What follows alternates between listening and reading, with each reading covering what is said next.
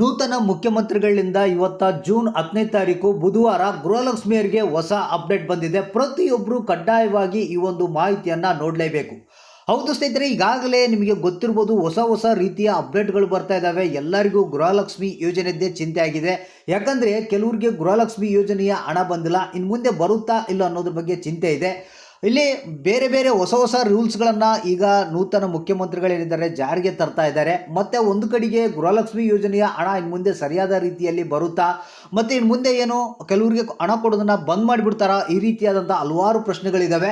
ಇಲ್ಲಿ ಡಿ.ಕೆ. ಶಿವಕುಮಾರ್ ಅವರು ಹೊಸ ಮುಖ್ಯಮಂತ್ರಿಗಳೇನಿದ್ದಾರೆ, ಇಲ್ಲಿ ಹೊಸ ಗುಡ್ ನ್ಯೂಸನ್ನು ಕೊಟ್ಟಿರುವಂಥದ್ದು ಗೃಹಲಕ್ಷ್ಮಿಯರಿಗೆ. ಬನ್ನಿ ಇದ್ರ ಬಗ್ಗೆ ಹೆಚ್ಚಿನ ಒಂದು ಮಾಹಿತಿಯನ್ನು ತಿಳಿಸ್ಕೊಡ್ತಾ ಇದ್ದೀನಿ. ಪ್ರತಿಯೊಬ್ಬರು ಗೃಹಲಕ್ಷ್ಮಿ ಯೋಜನೆಯ ಪೆಂಡಿಂಗ್ ಹಣ ಇದೇ ತಿಂಗಳದು ಹಣವನ್ನು ಈಗ ಪಡಿತಾ ಇದ್ದಾರೆ.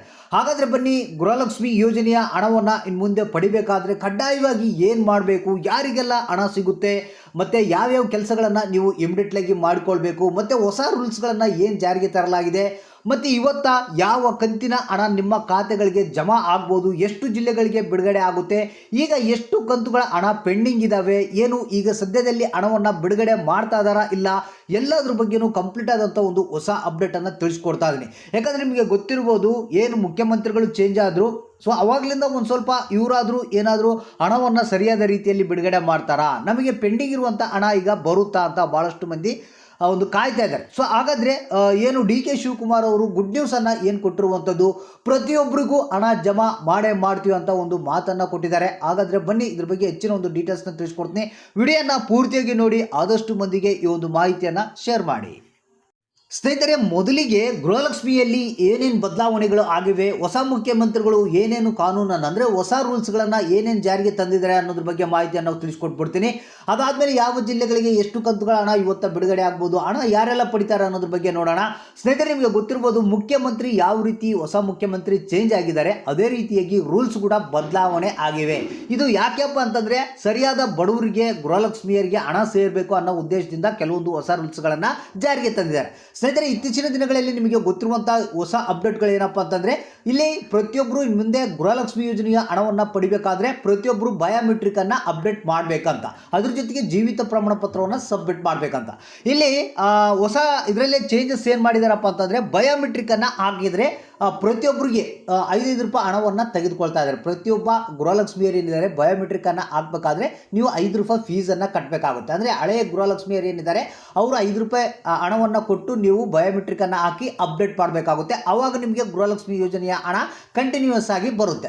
ಅದ್ರ ಜೊತೆಗೆ ನಿಮಗೆ ಗೊತ್ತಿರ್ಬೋದು, ಗೃಹಲಕ್ಷ್ಮಿಯರಿಗೆ ಸ್ವಸಹಾಯ ಬ್ಯಾಂಕ್ಗಳಂತ ಓಪನ್ ಮಾಡ್ತಾ ಇದ್ದಾರೆ. ಅದರ ಒಂದು ಸದಸ್ಯತ್ವವನ್ನು ಪಡಿಬೇಕಾದ್ರೆ 1250 ರೂಪಾಯಿ ಹಣವನ್ನು ಫೀಸನ್ನು ಕಟ್ಟಿ ನೀವು ಸದಸ್ಯತ್ವವನ್ನು ಪಡಿಬೇಕಾಗುತ್ತೆ. ಅಂದರೆ ಮುಂದಿನ ದಿನಗಳಲ್ಲಿ ನಿಮಗೆ ಗೃಹಲಕ್ಷ್ಮಿ ಒಂದು ಸ್ವಸಹಾಯ ಸಂಘದಿಂದ ಸಾಲ ಸೌಲಭ್ಯಗಳು ಸಿಗ್ತಾ ಇದ್ದಾವೆ. ಅಂದರೆ 3 ಲಕ್ಷದವರೆಗೆ ಒಂದು 0 ಇಂಟ್ರೆಸ್ಟ್ನಿಂದ ನಿಮಗೆ ಸಾಲ ಸೌಲಭ್ಯಗಳನ್ನು ಕೊಡ್ತಾ ಇದ್ದಾರೆ. ಇದು ನಿಮಗೆ ಏನು ಹೊಸ ಅಪ್ಡೇಟ್ ಅಂತ ಹೇಳ್ಬೋದು. ಮತ್ತು ಅತಿ ಶೀಘ್ರದಲ್ಲೇ ಈ ಒಂದು ಗೃಹಲಕ್ಷ್ಮಿಯರು ಏನಿದ್ದಾರೆ ಬಯೋಮೆಟ್ರಿಕನ್ನು ನೀವು ಕಡ್ಡಾಯವಾಗಿ ಎಲ್ಲರೂ ಮಾಡಿಸಲೇಬೇಕು. ಆಗಿದ್ದರೆ ಮಾತ್ರ ನೀವು ಹಣವನ್ನು ಪಡಿತೀರಾ. ಸೊ ಇದನ್ನು ಯಾಕೆ ಮಾಡ್ತಾ ಇದ್ದೀರಾ ಅನ್ನೋದ್ರ ಬಗ್ಗೆ ನಿಮಗೆ ಗೊತ್ತಿದೆ. ಯಾಕಂದರೆ ಗೃಹಲಕ್ಷ್ಮಿ ಯೋಜನೆಯ ಹಣವನ್ನು ಈಗ ಏನು ಕೆಲವರು ಹಣವನ್ನು ಪಡಿತಾ ಇದ್ರು, ಅವರು ಮರಣ ಹೊಂದಿದ್ದಾರೆ, ಅಂಥವರ ಖಾತೆಗೆ ಕೂಡ ಹಣ ಹೋಗ್ತಾ ಇದ್ದಂತೆ, ಮಿಸ್ಯೂಸ್ ಆಗ್ತಾ ಇದ್ದಂತೆ. ಸೊ ಅದಕ್ಕಾಗಿ ಕೆಲವೊಂದು ಕಡಿವಾಣ ಹಾಕ್ಬೇಕಂತೇಳಿ ಈ ಪ್ಲಾನನ್ನು ಮಾಡ್ತಾ ಇದ್ದಾರೆ. ಅಂದರೆ ಅತಿ ಶೀಘ್ರದಲ್ಲಿ ಇದನ್ನ ಅನೌನ್ಸ್ ಮಾಡ್ತಾರೆ, ಬಯೋಮೆಟ್ರಿಕನ್ನು ಹಾಕ್ಬೇಕಂತ. ಅಂದರೆ ನಿಮ್ಮ ಹತ್ತಿರದ ಕರ್ನಾಟಕವನ್ನು, ಗ್ರಾಮವನ್ನು, ಸೇವಾ ಸಿಂಧು ಕೇಂದ್ರಗಳಲ್ಲಿ ಹೋಗಿ ಬಯೋಮೆಟ್ರಿಕನ್ನು ಹಾಕಬೇಕಾಗುತ್ತೆ. ಹೋಗೋ ಸಂದರ್ಭದಲ್ಲಿ ನಿಮಗೆ ಆಧಾರ್ ಕಾರ್ಡು, ನಿಮ್ಮ ರೇಷನ್ ಕಾರ್ಡನ್ನು ತೆಗೆದುಕೊಂಡು ಹೋಗಿ ನೀವು ಬಯೋಮೆಟ್ರಿಕನ್ನು ಹಾಕಬೇಕಾಗುತ್ತೆ. ಸೊ ಇದ್ರ ಜೊತೆಗೆ ಪ್ರತಿ ವರ್ಷ ಜೀವಿತ ಪ್ರಮಾಣ ಪತ್ರವನ್ನು ಕಡ್ಡಾಯವಾಗಿ ಮಾಡಿದ್ದಾರೆ, ಅದನ್ನು ಕೂಡ ನೀವು ಮಾಡಬೇಕಾಗುತ್ತೆ. ಅಂದರೆ ಜೀವಿತ ಪ್ರಮಾಣ ಪತ್ರವನ್ನು ಸಲ್ಲಿಕೆ ಮಾಡಬೇಕಾಗುತ್ತೆ. ಸೊ ಇಲ್ಲಿ ಮೇನ್ ಇಂಪಾರ್ಟೆಂಟ್ ಮುಖ್ಯವಾದಂಥ ಹೊಸ ಅಪ್ಡೇಟ್ ಏನಪ್ಪ ಅಂತಂದರೆ, ಸರ್ ಇಲ್ಲಿ ಕೆಲವರು ಕೇಳ್ತಾ ಇದ್ದಾರೆ, ಇಲ್ಲಿವರೆಗೆ ನಮಗೆ 2 ಕಂತು 3 ಕಂತು ಹಣ ಬಂದಿಲ್ಲಲ್ಲ, ಅದು ಬರುತ್ತಾ ಇಲ್ಲ, ಮತ್ತು ಈಗ ಬಿಡುಗಡೆ ಆಗ್ತಾ ಇದೆಯಲ್ಲ ಹಣ ಅಂತ ಕೇಳ್ತಾ ಇದೆ. ಸೊ ಇಲ್ಲಿ ಸದ್ಯದಲ್ಲಿ ಈಗ ಹಣವನ್ನು ಬಿಡುಗಡೆ ಮಾಡಿದ್ದು ಏನಿದೆ ಅಂದರೆ, ರಾಜ್ಯ ಸರ್ಕಾರ ಈಗ ಫಂಡನ್ನು ಟ್ರಾನ್ಸ್ಫರ್ ಮಾಡಿದಲ್ಲ, ಆ ಒಂದು ಹಣ ಎಲ್ಲೆಲ್ಲಿ ಪೆಂಡಿಂಗ್ ಇದೆ ಅದನ್ನು ರಿಲೀಸ್ ಮಾಡೋದಕ್ಕೆ ಎಲ್ಲ ವ್ಯವಸ್ಥೆಯನ್ನು ಮಾಡಿ ಸ್ವಲ್ಪ ಹಣವನ್ನು ಬಿಡುಗಡೆ ಮಾಡ್ತಾ ಇದ್ದಾರೆ. ಇದರಲ್ಲಿ 29ನೇ ಕಂತಿನ ಹಣ, 30ನೇ ಕಂತಿನ ಹಣ, 31ನೇ ಕಂತಿನ ಹಣ ಏನು ಪೆಂಡಿಂಗ್ ಇದ್ದು ಕೆಲವೊಂದು ಅವನ್ನ ಬಿಡುಗಡೆ ಮಾಡ್ತಾ ಇದ್ದಾರಂತೆ. ಸೊ ಇಲ್ಲಿ ನಮಗೆ ಬಂದಿರುವಂಥ ಮಾಹಿತಿ ಪ್ರಕಾರ ಕೆಲವೊಂದು ಜಿಲ್ಲೆಗಳಿಗೆ ಇವತ್ತು ಹಣ ಬಿಡುಗಡೆ ಆಗ್ತಾ ಇದ್ದಂತೆ ಒಂದು ಬಾಗಲಕೋಟೆ ಜಿಲ್ಲೆ, ಹಾವೇರಿ ಜಿಲ್ಲೆ, ಬೆಳಗಾವಿ ಜಿಲ್ಲೆ, ಕೊಪ್ಪಳ ಜಿಲ್ಲೆ, ವಿಜಯಪುರ, ಮೈಸೂರು, ಚಿಕ್ಕಮಗಳೂರು, ಶಿವಮೊಗ್ಗ, ಚಿತ್ರದುರ್ಗ, ತುಮಕೂರು, ದಕ್ಷಿಣ ಕನ್ನಡ, ಉಡುಪಿ, ದಾವಣಗೆರೆ, ಉತ್ತರ ಕನ್ನಡ, ಧಾರವಾಡ, ಯಾದಗಿರಿ, ಗದಗ, ಬಳ್ಳಾರಿ, ಕಲಬುರಗಿ, ವಿಜಯನಗರ, ಹಾಸನ ಜಿಲ್ಲೆ ಅಂತ ಹೇಳಿದ್ದಾರೆ. ಇಷ್ಟು ಜಿಲ್ಲೆಗಳಿಗೆ ಇವತ್ತು ಹಣ ಬಿಡುಗಡೆ ಆಗುತ್ತಂತೆ. ಅಂದರೆ ಇಲ್ಲಿ ಪೆಂಡಿಂಗ್ ಏನಿತ್ತು, ಯಾರಿಗೆ ಹಣ ಬಂದಿಲ್ಲ ಅಂತ ವೇಟ್ ಮಾಡ್ತಾ ಇದ್ರೆ ಅಂಥವರ ಖಾತೆಗಳಿಗೆ ಹಣ ಜಮಾ ಆಗುತ್ತಂತ ಮಾಹಿತಿ ಬಂದಿದೆ. ಸೊ ಯಾರಿಗಾದರೂ ಹಣ ಬಂದಿಲ್ಲ ಅಂದರೆ ನಿಮ್ಮ ಒಂದು ಮಾಹಿತಿ ಎಲ್ಲ ಕರೆಕ್ಟಾಗಿತ್ತಪ್ಪ ಅಂತ ನಿಮ್ಮ ಖಾತೆಗಳಿಗೆ 100% ಆಗಿ ಹಣ ಬರುತ್ತಂತ ಡಿ ಕೆ ಶಿವಕುಮಾರ್ ಅವರೇ ಮಾಹಿತಿಯನ್ನು ಕೊಟ್ಟಿದ್ದಾರೆ. ಅಂದರೆ ಇಲ್ಲಿ ಇನ್ನು ಮುಂದೆ ಯಾರಿಗೂ ಬಡವರು ಯಾರಿರ್ತಾರೆ, ಒರಿಜಿನಲ್ ಗೃಹಲಕ್ಷ್ಮಿಯರು ಏನಿರ್ತಾರೆ ಅವ್ರಿಗೆ ಹಣ ಬಂದೇ ಬರುತ್ತೆ, ಆ ರೀತಿ ನಾವು ಮಾಡೇ ಮಾಡ್ತೀವಿ ಅಂತ ಹೇಳಿರುವಂಥ ಒಂದು ಮಾಹಿತಿ.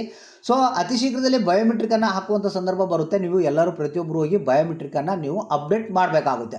ಸೊ ಹಾಗಾದರೆ ತಾಳ್ಮೆಯಿಂದ ಕಾಯ್ತಾ ಇರಿ, ಪ್ರತಿಯೊಬ್ಬರ ಖಾತೆಗಳಿಗೆ ಹಣ ಜಮಾ ಆಗೇ ಆಗುತ್ತೆ. ಇದರಲ್ಲಿ ಕೆಲವರಿಗೆ ಮಾತ್ರ, ಯಾರು ಟ್ಯಾಕ್ಸ್ ಪೇ ಮಾಡ್ತಾ ಇದ್ರಿ, GST ಪೇ ಮಾಡ್ತಾ ಇದ್ರಿ ಅಂಥವ್ರಿಗೆ ಮಾತ್ರ ಹಣ ಕೊಡೋದನ್ನು ಬಂದ್ ಮಾಡ್ತಾರೆ ಅನ್ನೋ ಒಂದು ಮಾಹಿತಿ ಕೇಳಿ ಬರ್ತಾ ಇದೆ. ಸೊ ನೀವೇನಾದರೂ GST ಪೇಯರ್ ಆಗಿಲ್ಲ, ಟ್ಯಾಕ್ಸ್ ಪೇಯರ್ ಆಗಿಲ್ಲ ಅಂದರೆ ಡೋಂಟ್ ವರಿ, ನಿಮ್ಮ ಖಾತೆಗೆ 100% ಆಗಿ ಪ್ರತಿ ತಿಂಗಳ ಹಣ ಬಂದೇ ಬರುತ್ತೆ. ಮತ್ತು ಅತಿ ಶೀಘ್ರದಲ್ಲಿ ಮುಂದಿನ ಹೊಸ ಕಂತುಗಳೇನಿದ್ದಾವೆ ಅವು ಕೂಡ ಬಿಡುಗಡೆ ಮಾಡ್ತಾರೆ ಅನ್ನೋ ಒಂದು ಮಾಹಿತಿಯನ್ನು ಕೊಟ್ಟಿದ್ದಾರೆ. ಇವತ್ತು ಯಾರ್ಯಾರಿಗೆ ಹಣ ಬರುತ್ತೆ, ಯಾರ್ಯಾರಿಗಿಲ್ಲ ಅನ್ನೋದನ್ನು ತಪ್ಪದೆ ಕಮೆಂಟ್ ಮಾಡಿ. ಯಾರಿಗೆ ಬಂತು, ಯಾರಿಗಿಲ್ಲ, ಯಾವ ಜಿಲ್ಲೆಗೆ ಬಂದಿದೆ ಅನ್ನೋದನ್ನು ಕಮೆಂಟ್ ಮುಖಾಂತರ ನಮಗೆ ತಿಳಿಸಿ.